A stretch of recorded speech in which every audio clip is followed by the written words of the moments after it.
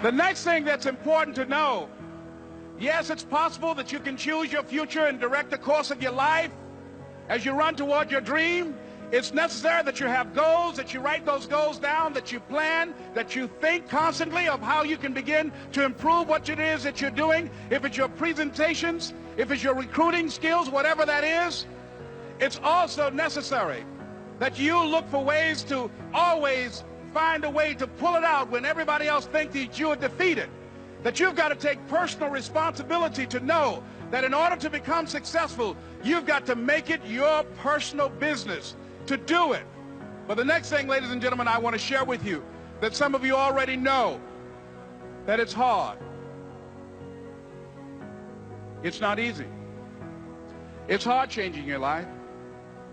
It was hard when just over 3 years ago in the Penobscot building in Detroit, Michigan, where I was operating my business, and I fell on some hard times, and I was sleeping in my office. It was hard coming into the lobby, and the security said, "Excuse me, Mr. Brown, can we see you for a moment?" And I said, "Yes," and I walked up to the counter, and he gave me an envelope. And he said, "Would you mind reading it here?" And I opened the envelope, and the envelope was from management that said, "This is an office tower. It's not a hotel. Please do not sleep in your office." And I said, "Excuse me, sir." I said, "I just work long hours in creating my business. I'm an entrepreneur. And right now things are bad for me. But they're not going to be this way always.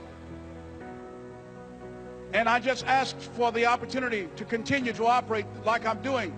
I'm not trying to make this my home." And it was hard coming through the lobby. And sometimes they would laugh. There's a guy talking about becoming successful. And look at him. He's bathing in the bathroom upstairs on the 21st floor. He sleeps on the floor. Him and 2 other dreamers up there. Look at him. It was hard, ladies and gentlemen, coming to speak to people. And I was facing financial difficulties in my own life. I was behind on my bills and my dreams, and I'm saying to them, you can live your dream. It was hard, ladies and gentlemen. It was very difficult to pick myself up each day believing that I could do it. There were times that I doubted myself. I said, "God, why is this happening to me? I'm just trying to take care of my children and my mother. I'm not trying to steal or rob from anybody. Why did this have to happen to me?" It was very hard. And here's what I want to say to you. For those of you that have experienced some hardships, don't give up on your dream. No one could have convinced me by holding on, by continuing to push forward, by continuing to run toward my dream, that one day I would have my own talk show. It's a long shot, ladies and gentlemen, from Liberty City, an abandoned building on a floor, never knowing my mother or father. It's a long shot. Being here with you today in this dome in Atlanta, it's a long shot. No college training, labeled educable, mentally retarded, but I kept running toward my dream.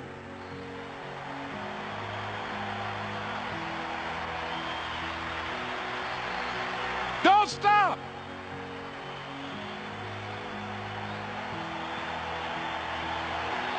Don't stop.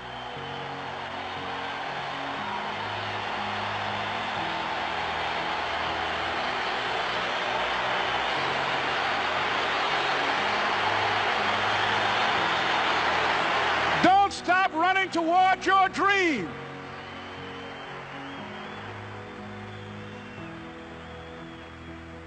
It's very important as you hold on to that dream. There are moments when you're going to doubt yourself.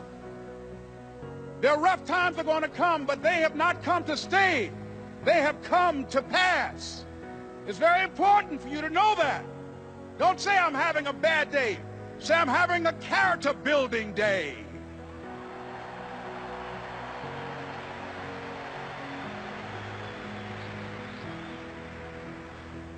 It's very important for you to believe that you are the one to make this happen. I remember this high school teacher, Mr. Leroy Washington, at the end of school one June, it was just a few days before we were supposed to leave. And I just got my report card. And it indicated that I'd failed history. And I'd failed English. And I would have to go to summer school. And I was feeling within myself that I was a failure, that I'm slower than most people in getting paperwork. And I was feeling down on myself and very negative. And Mr. Washington was giving a speech to the graduating seniors, and I was in 11th grade.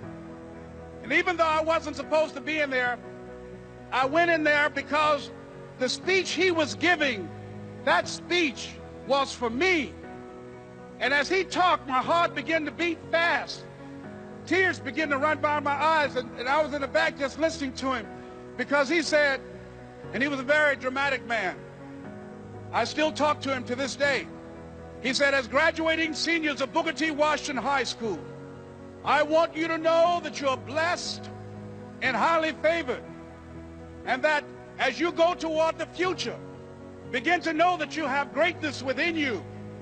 And if just one of you here begin to envision yourselves as being blessed and highly favored to reach your goals, if just one of you capture the essence of what that means, that you have greatness within you and a responsibility to manifest that greatness, that you can make your parents proud, you can make your school proud, you can touch millions of people's lives, and the world will never be the same again because you came this way. And the students gave him a rousing standing ovation. And as he left the auditorium, I ran down the steps and I caught him in the parking lot. I said, Mr. Washington? He said, yes. I said, do you remember me, sir?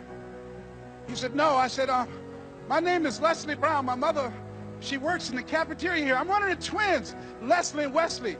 I said, Mr. Washington, but you know, I got these big dreams. I like talking to people. I love people. I said, I want to work with people, and I got this dream of buying my mama a home. Could I do that, Mr. Washington? He said, it's possible, Mr. Brown.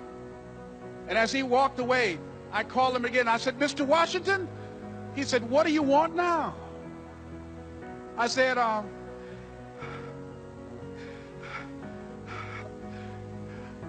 the one, sir. I said, I'm the one. You remember me, sir. I'm Miss Mamie Brown's boy. I'm the one. I'm the one.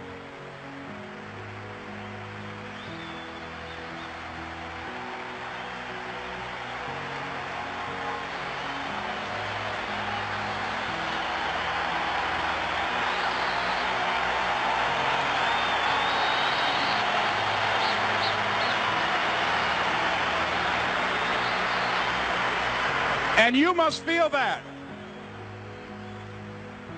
that's why you're here, because you are the one. And I remember when PBS first played one of my specials called You Deserve, one Sunday afternoon in Miami, Florida. I had some friends call him to tell him to tune in. And he watched the program. He called me in Detroit, and I answered the phone. I said, hello. He said, may I speak to Les Brown, please? I said, who's calling? He said, you know who this is. I said, oh, Mr. Washington, it's you. He said, you were the one, weren't you? I said, yes, sir. He said, and you were so crazy. I said, I know, but I'm rich now.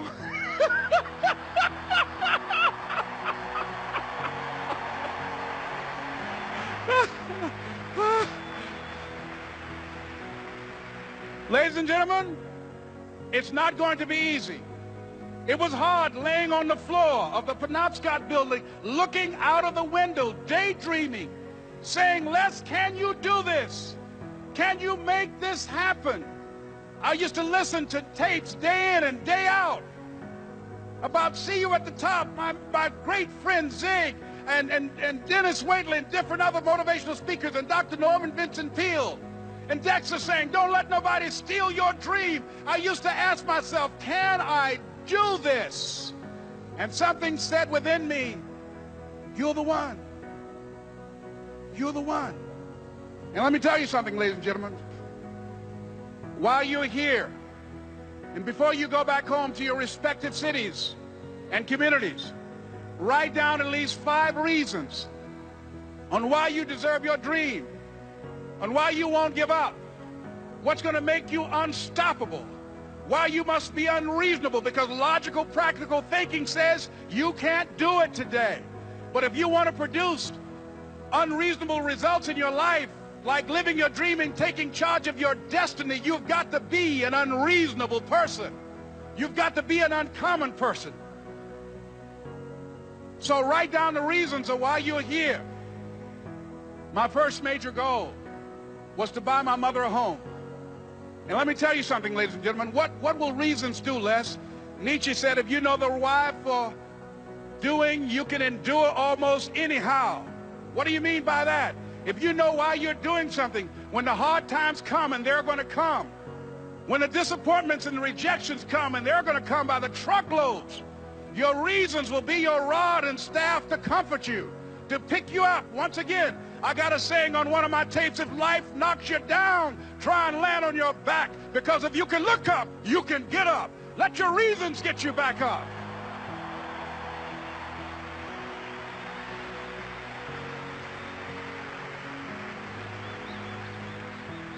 I remember when I bought the home for my mother, and she came out of the car. When I opened the door, I said, Mom, I think I know these people in this house. That was my first major goal. And then I couldn't conceal it anymore. I said, Mom, I got this for you. And as she went from room to room, looking at the house and saying, thank you, Jesus. Thank you, Lord. No one ever could have convinced me that this could have happened to me. And she looked at me, she said, Leslie, and you caused me so much problems as a boy. You were always into stuff. She said, no one could have convinced me that day when I walked in that house and this lady was holding you and your brother. And she said, ma'am, I want you to promise me two things. And she said, what is it? She says, one, promise me that you won't separate them. She said, I want them raised together. I want them to know each other. I got pregnant while my husband was away in the war, and I can't keep them. Promise me that you won't separate them. She said, I promise I won't. I've never had children. I promise I won't separate them. And she said, promise me that you'll never tell them about who I am, because if my husband ever found out, he would kill me. She said, I promise. And she said that she gave them to us, and she kind of cried, and she was walking out the door, and she looked at my adopted mother. She said, remember, don't you separate them. She said, I swear to God, I won't. I won't separate them. I'll keep them together. And she said, as I held y'all in my arms, I never had any children of my own. I didn't know how I was going to do it. But I knew with the help of God, I would do it. And ladies and gentlemen, my mother had a dream of having children and raising us. She didn't know how she was going to do it. You're going to be just like that. And some of you are already there. Well, you don't know how you're going to make this happen, but you just feel within yourself some way, somehow, with the help of God, I'm going to make it happen. Repeat after me, please. No matter how bad it is or how bad it gets, I'm going to make it. I'm going to make it. Shake somebody's hand on your right and left and say, you got the right stuff.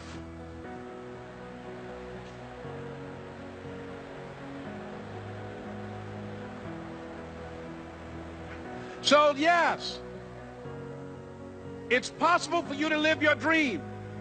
It's necessary that you associate with winners, that you work your system, that you are relentless, that you never give up. It's you. You've got to take personal responsibility. You've got to make it your personal business to make it happen. And you've got to resolve within yourself that I can do this, that it's hard, but you've got to say, I'm the one. I'm the one to make this happen. I'm the one to become successful in this business.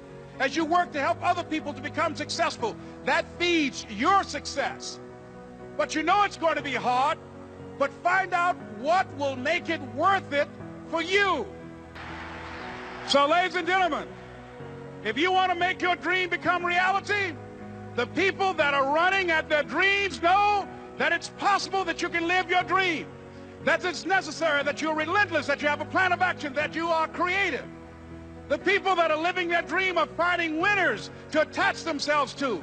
The people that are living their dreams are the people that know that if it's going to happen, it's up to them.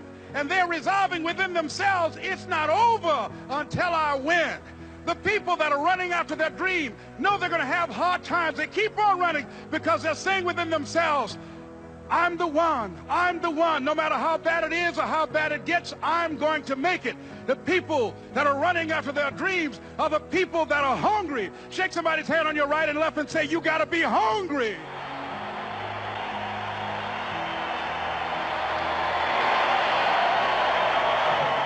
And as you run towards your dream, I want to dedicate this to you that I love very much. I want to thank Dexter and all of you.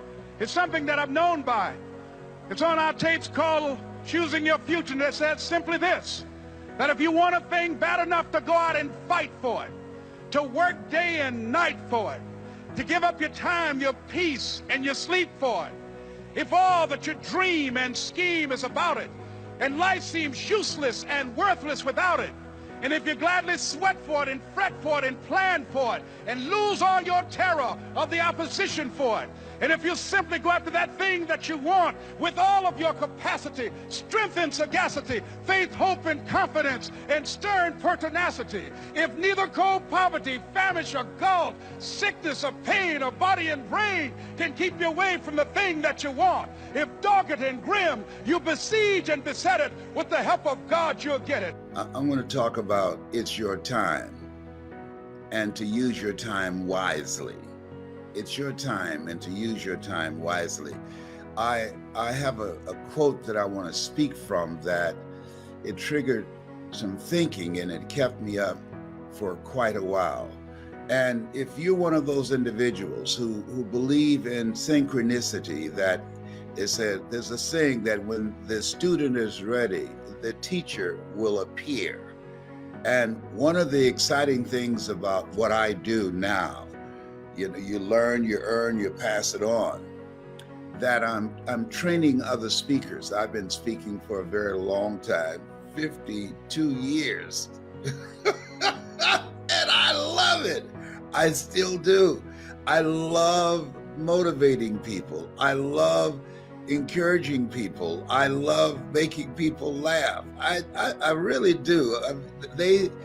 I remember when I think I was in the 5th grade, and I was performing for the kids in the class that I was in, and the teacher said, you know, one day you could be a comedian.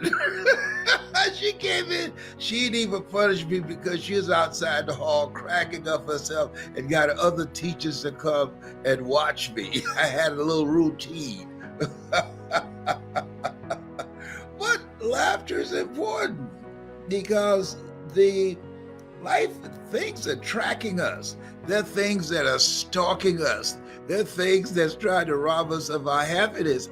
And we're in a good place right now. Just think about this. The air, it breathes better. I mean, there's no drama. I'm not waking up in the morning and saying, did anything happen today?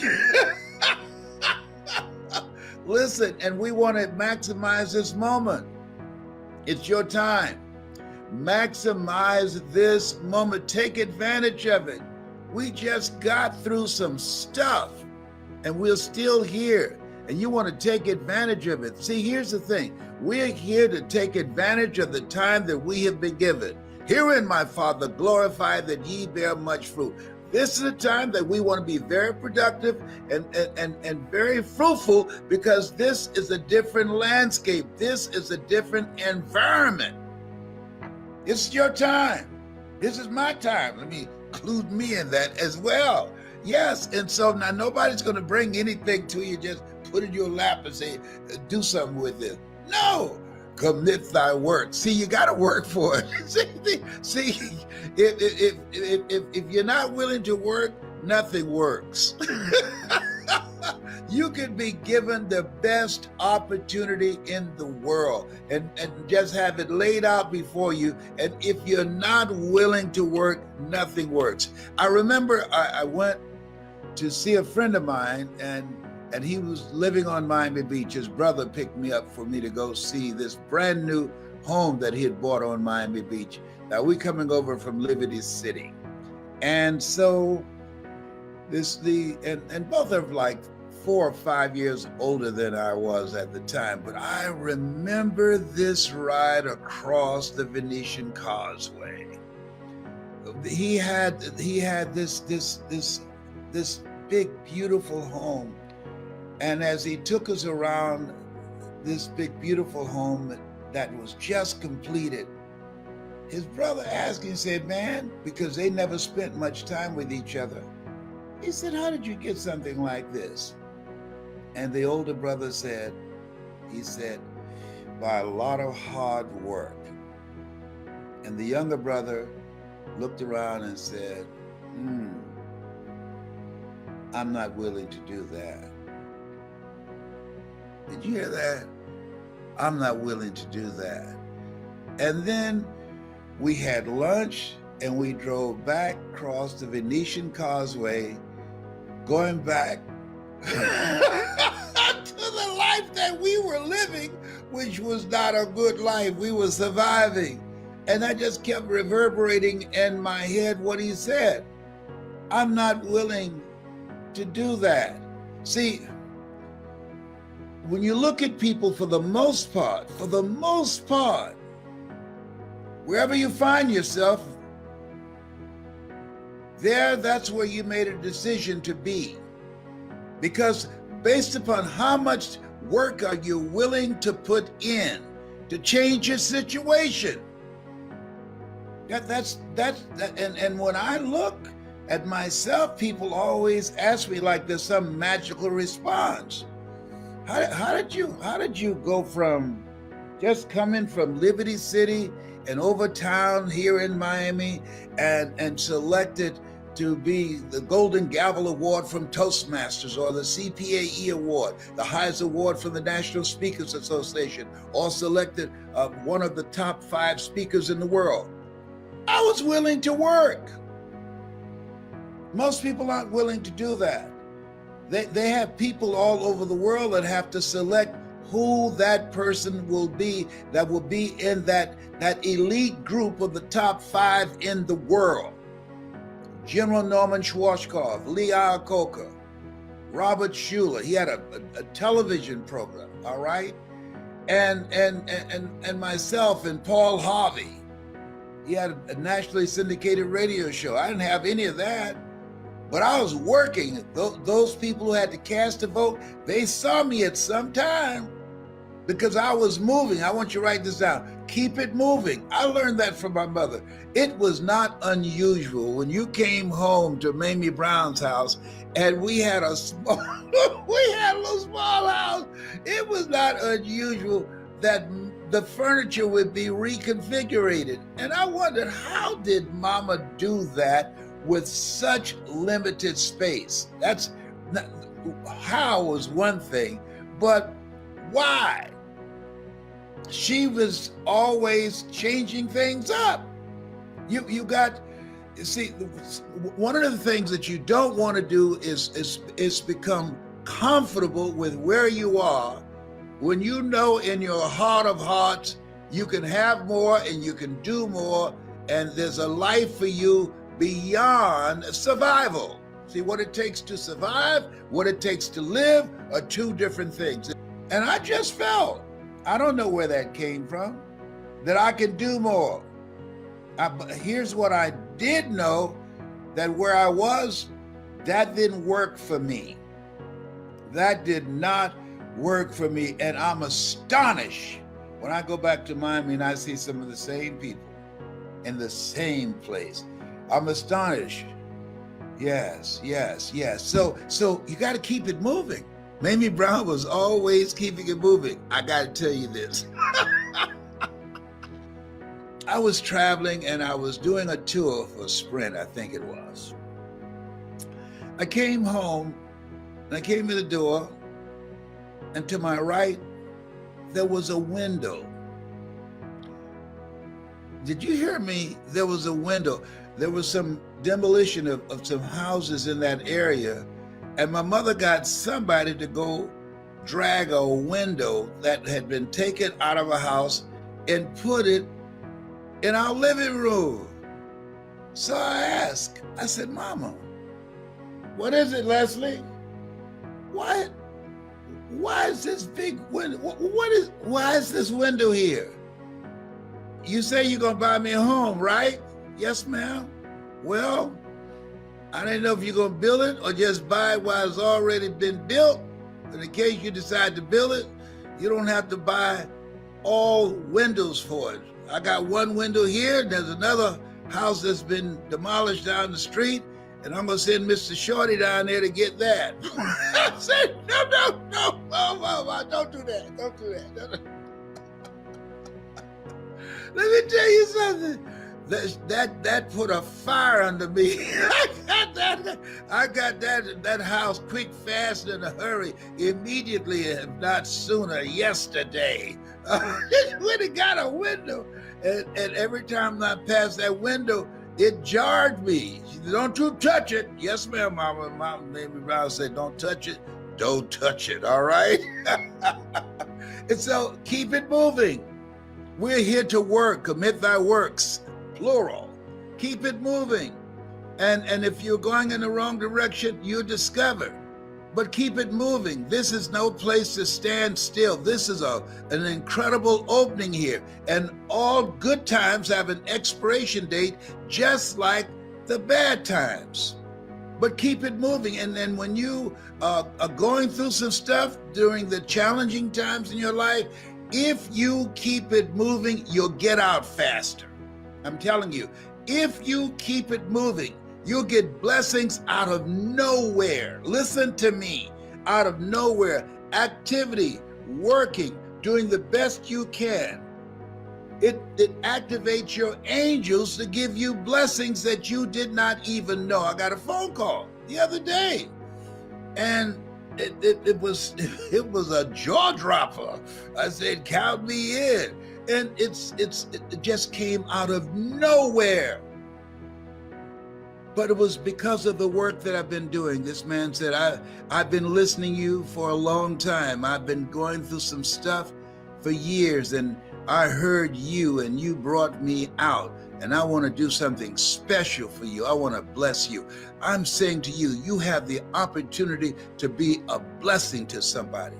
I'm thinking about the fact that each day that we wake up, as Orrin Hudson would say, it's the best day of your life. You get up with that kind of mindset. I'm encouraging you to do that. Today, when somebody asks you, hey, child, how you doing? It's the best day of my life. Is that right? What, you caught the lottery? No, it's the best day of my life. I'm telling you. Yes, it is. What makes it the best day of your life? The fact that I'm here. You don't believe it's the best day? Try missing one. Yes, see, you want to focus, have your mindset on your goal. I had my mindset, I was going to buy my mother a home. I had my mindset, I'm going to make it happen no matter what. I had my mindset looking for a way to generate the money to get to that next level, to get beyond where we were in Liberty City. And had a lot of struggles and stuff happening. And stuff happens to everybody. Everybody. Don't ask, why does it have to happen to me? Why not you? You want to give us some names or some emails? And don't go around telling everybody. 80% don't care. And 20% glad it's you and not them.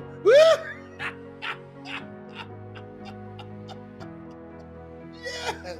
Oh, yes. Listen, you are God's favorite child. If not, you'll be taking a dirt nap. We are chosen to be here at this point in time. And this is our time. We just survived some incredible drama, and we're still standing. Therefore, take unto you the whole armor of God, that ye may be able to withstand in the evil day, that having done all to stand. So what does it take? What does that armor look like? Write this down. Initiative.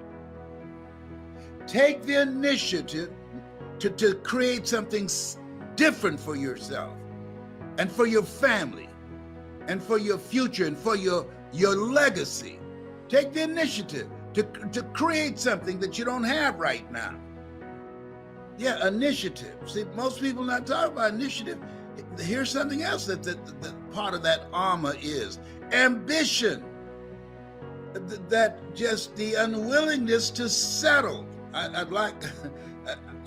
There was Bill Withers. He had a song years ago. Use me, baby. Use me up. You want life to use you up. Most people, they take their talents, their abilities, their art, and all of their stuff to the grave with them. You don't know what's stalking you. You don't know what life is going to throw at you. Some of that stuff is going to land. It's a part of the process. Life is difficult. I wish I could tell you that it's if you just tithe and go to church or the synagogue or wherever you go for your spiritual fulfillment, that nothing's going to happen to you. Well, stuff's going to happen. But I can say this to you, if you're anchored properly, it will not prosper against you. All right? You will be able to brush it out of the way and keep moving.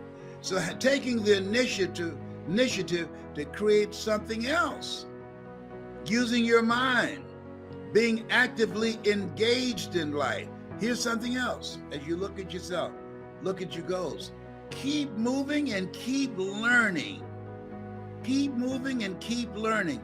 This is a brand new place. This is a brand new landscape. It's a brand new world. And in a brand new world, you need some brand new tools to navigate it. The tools that we use in the 2020 era, that won't cut it. The tools that we used before the coronavirus, that won't cut it. And now they got a mutation that says it spreads easier and is more lethal. Wait a minute.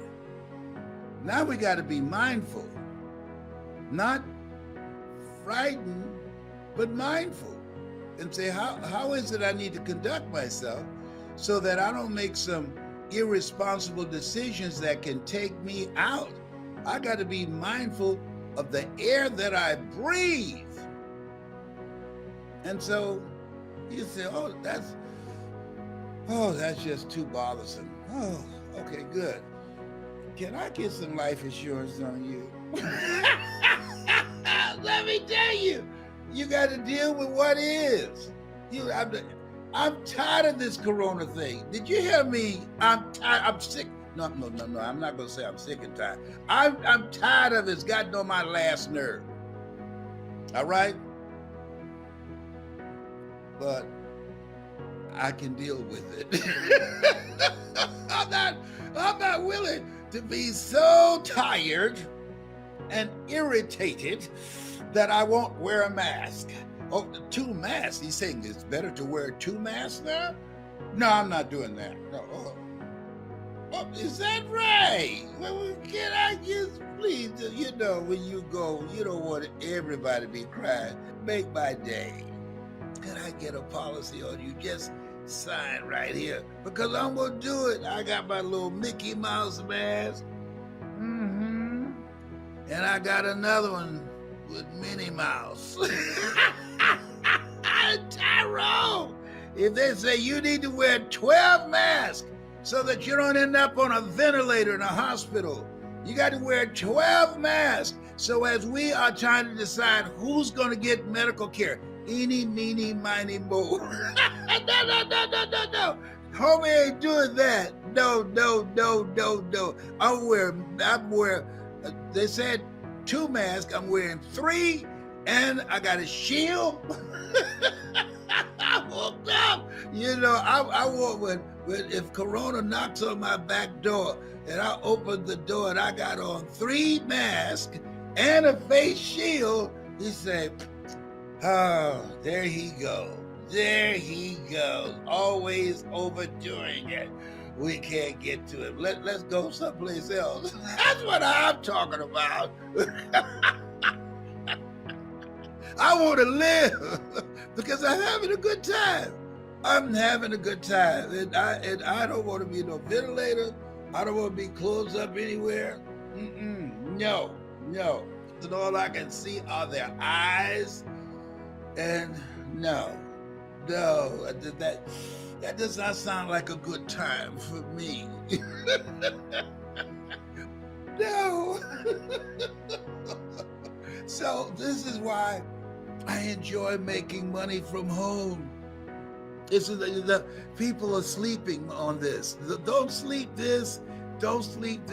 When you can make money from home, people say, how can you laugh so much? I wish you could see my phone.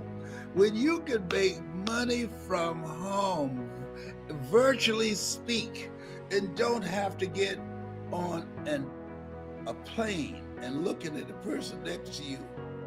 And when lunchtime comes, they got to take their mask off to eat. And you looking at them and turn your head the other way. Don't look this way as you are chewing. Somebody say, what is he talking about? Yes.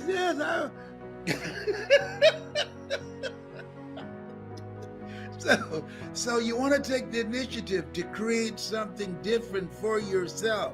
You want to practice social distancing from people and the refrigerator. You want to go all out to take the steps that you need to take to keep you here longer, to add life to your years as well as years to your life. Does that make sense? Here's something else. Create special moments. When I come to speak to you at this time, it's special to me. I love you, yes I do. I love you, oh how I do.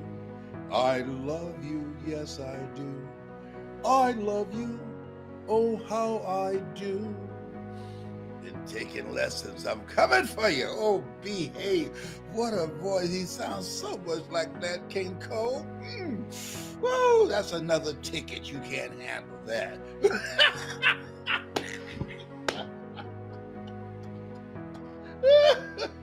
Oh, look here. I'm gonna tell you something. You can't make this stuff up. I'm gonna tell you something. I don't do this often.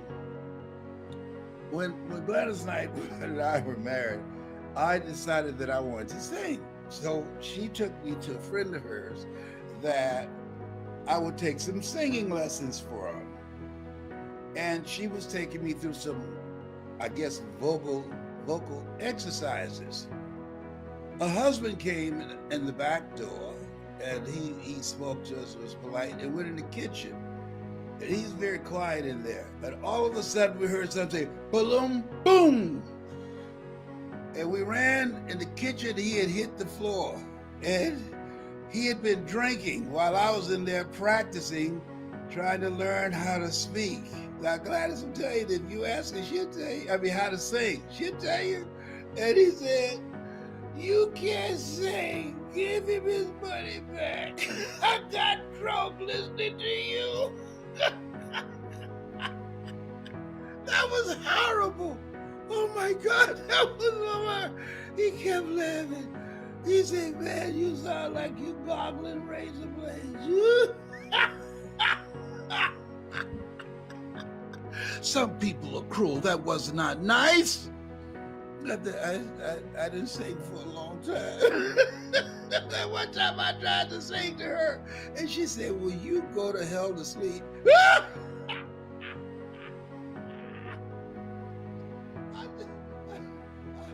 thought she would say, well, there's a voice in there somewhere. No, she wouldn't lie. You can see I'm fired up today. Listen, you have something special. You have greatness in you. This is your time. Use this time to learn a new way of earning money.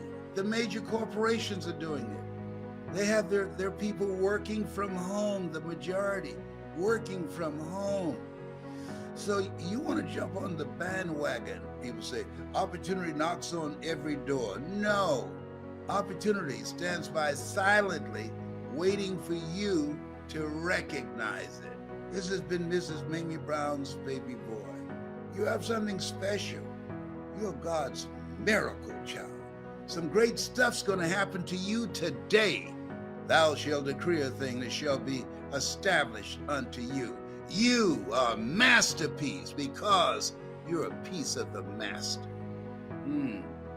Be with that. Meditate on that. And keep your eye focused on your dream. You were born to live your dreams, not your fears. God has not given us a spirit of fear, but of power and of love and of sound mind. Y'all miss my flat top, don't you? My kid and play flat top. I'm gonna grow it again because I can. Focus is important. Yes. What I love about what you said was when you were talking about the distraction.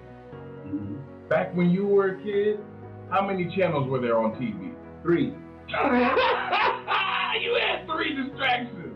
Yes. How many YouTube videos have you watched today? None.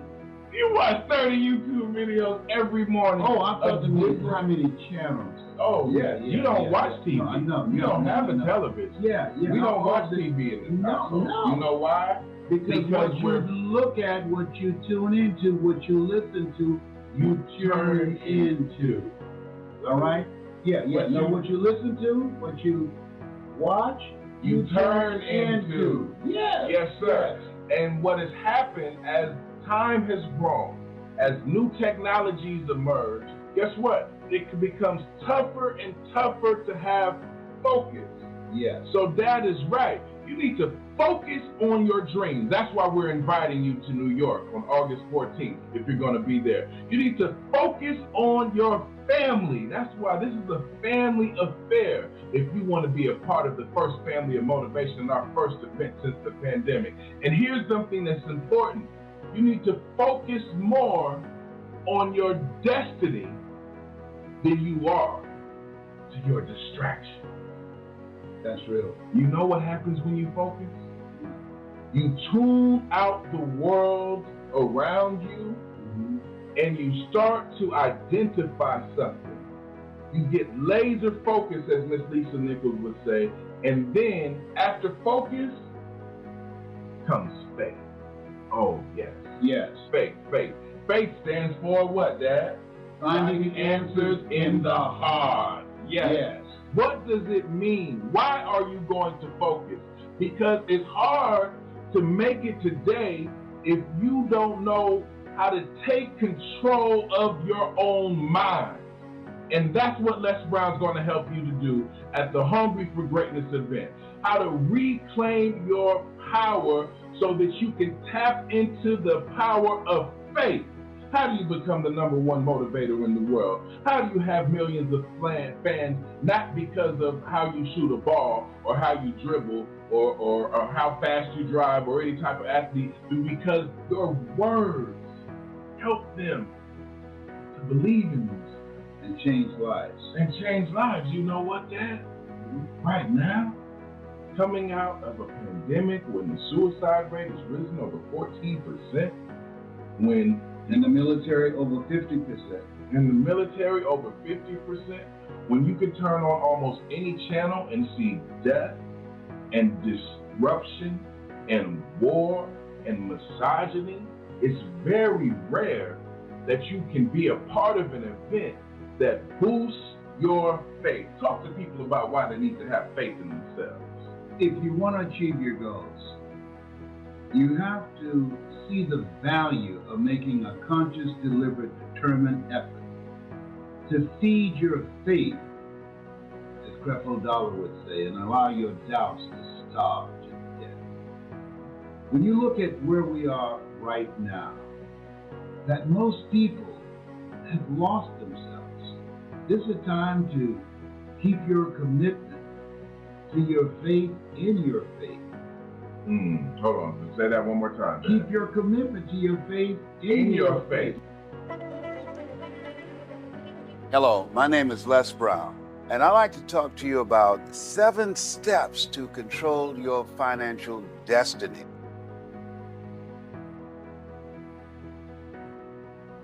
I want you to take the time to listen, and I encourage you to listen to it again and again and again, because sometimes when you hear something at a different time, your life is in a different space, and you hear some things that you did not hear the first time, like going to see a movie that you've seen before. There's some things that you'll see, you say, whoa, I didn't see that first time. So the same thing in expanding your consciousness and beginning to elevate the quality of your thinking. It's a process that you must review on a regular basis, that faith comes by hearing and hearing and hearing. But by your working and training your mind to serve you, you will accelerate the possibility of creating wealth in your life. And so controlling your financial destiny, the first step, which is major, that I talk about all the time, yes, and you know what it is, a mindset, the millionaire mindset. That takes a process. I encourage you to think about how much money you want to create. That's number one. Number two, what are you going to do with it? What's the purpose of it? Why is it that that's important to you? The other thing is writing it down and understanding that you must bring some value. What is it that you have? What is it that you're going to exchange in the marketplace in order to do that? I remember something I heard by Jim Rohn said, you don't get paid by the hour, you get paid for the value you bring to the hour. So you have to train your mind to serve you. Dr. Carter G. Woodson said, if you can determine what a man shall think, you never have to concern yourself with what he will do. He said, if you can make a man feel inferior, you never have to compel him to seek an inferior status, for he will seek it himself. And if you can make a man feel justly an outcast, never have to order him to go to the back door. He'll go without being told. And if there's no door, his very nature will demand one. And so engaging in this process of training your mind. Well, how do I do that, Les? One of the things I encourage you to do that I did for years and still do today, train yourself to read 30 to 40 pages of something positive every day, to train your thinking. See, we can't control the thoughts that come in our minds, but we can control the thoughts that we dwell on. By reading 30 to 40 pages of something positive every day, you're saturating your mind and you're overpowering the negative thoughts that psychologists say that we think over 87 to 90% of our negative thoughts every day that goes undetected by our conscious mind. So that's the value of reading something positive every day and listening to something every day that's positive that will train your thinking. Now, the next thing, not only is the mindset is important, but information. 2007, Time magazine said the computer is the person of the year. And people were puzzled by that. Why? Because for the first time in the history of the world, everyday people have access to information that wealthy people have. And that really makes a difference. There's a slogan I hear with some radio stations that said that information is power. No, information that is applied in your life, that's power. And so you now have access to information that can help you to build and design the kind of life that you want, that you can learn anything that you so desire. You could just Google it, and there it is, available at your fingertips. The next thing is a network. The man who's still around today that I love is Dennis Kimbrough. He said, if you're the smartest one in your group, you need to get a new group. In order to create wealth and control your financial destiny, it's important that you have a network of friends that you can learn from, that you can grow from, friends that can help you to begin to access parts of yourself that you don't know right now, friends who have contacts and relationships and resources that you don't have, people that you can learn from, that you can grow from. You want to develop a network of friends. My mother used to say, if you run around with 9 broke people, I guarantee you, you'll become number 10. So you want friends that have more than you, people that will challenge you, that will bring some value into your life. The next thing, not only a network of friends that's important, but dedication. See, if you are casual about your goals and dreams, it will never happen. You have to dedicate yourself. How you spend your time tells me who you are. See, there's a difference between working from 9 to 5 to working from 5 until you faint. You've got to be willing to dedicate yourself to do whatever is required. A.L. Williams had a saying that I love very much. All you can do is all you can do, and all you can do is enough, but make sure you do all you can do. And so in creating your financial destiny and controlling it, it requires dedication. The next thing is system. There's no secret to success. There's a system. And you must learn the system. A lot of people say, well, I'm not a detailed person, or I never worked for a major corporation. That's what I said. I gave myself an excuse in the past for not learning the things that I needed to learn. And I never forget what my mentor said. He said, Brownie, all of us are born the same way, dumb, naked, and speechless. You can learn. Creating wealth, controlling your financial future, it requires a system. It's something you can't wing. It's something you can't do by flying by the seat of your pants. You must learn to put together a system. Have people around you who have the skills and the knowledge and the ability to put together systems that you can execute that will allow you to control your financial future. The next thing is energy. If you're casual about your dream, you will end up a casualty. It requires energy. You've got to be fired up. I call it hunger. You've got to be hungry. And when you are willing to put forth the energy, when you're willing to do the things today others won't do in order to have the things tomorrow others won't have, the energy that you must invest is above and beyond that which is commonly accepted. And most people are low energy, flat energy. You've got to work on yourself. As you think about creating wealth, I want to ask you something. What's your strategy for being here? You got to have a strategy. See, in order to create wealth, it requires a lot of energy, a lot of work on your part, dedication on your part. So that means that you want to get a physical checkup, you want to exercise, you want to set aside time that you're going to take care of you so that you will have the energy and be able to put in the time necessary to accumulate wealth that will allow you to control your financial destiny. And the next thing is managing your time. That is managing yourself. Time is important. And so where are you putting your time? How are you using your talents, abilities, and skills? That's important to know, because whatever you're doing with your time, that tells me who you are. And so it's important to prioritize what's important to you. Because when you look at the end of the day, all of us have 24 hours. And so you've got to ask yourself, what's important? What is it that I need to do? One of the things that I encourage you to do is get a list of something that you know that if you do these things, and I'll say, let's say get a list of 7 things that you know that these are 7 action steps that will move you in the direction of your dream.